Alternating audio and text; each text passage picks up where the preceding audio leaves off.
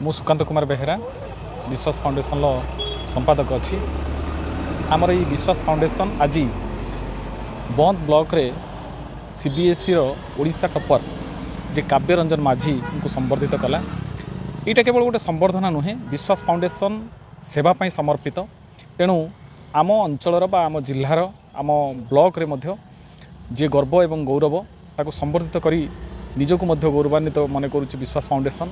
सर्वोपरि ए विश्वास फाउंडेशन आज प्रतिश्रुति मध्य रखी काव्य रंजन माझी निकट में जे तांकर उत्तरोत्तर उन्नति कामना करने सहित उत्तरोत्तर आवश्यकता को पूरण करने जितेबाला जो मुहूर्त जो प्रकार आवश्यकता सहयोग से माने आशा पोषण करेंगे विश्वास फाउंडेशन ठारू ताहा समस्त प्रकार सहयोग जोगेदेव विश्वास फाउंडेशन। यही प्रकार आशा विश्वास एवं भरोसा आज काव्य रंजन माझी महोदय तथा तांको बापा माँ उभय को मध्य प्रदान करा जायछि।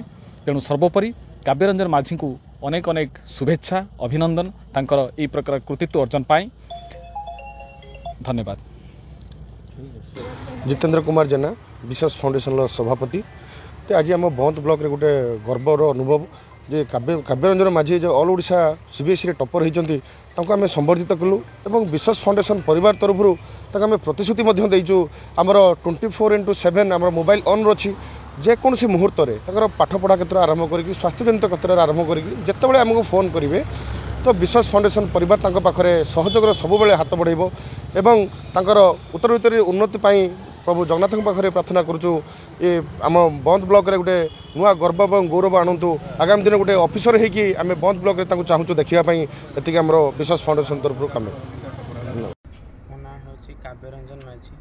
मैं चलित वर्ष CBSE class 10th board exam रे ओडिशा टॉपर हो विश्वास फाउंडेशन आसी मत संबर्धन कर मत प्रमिश कर आगे जेकोसी भी समस्या हम पाठपढ़ा क्षेत्र हो कि स्वास्थ्य क्षेत्र हो सब से हाथ बढ़े।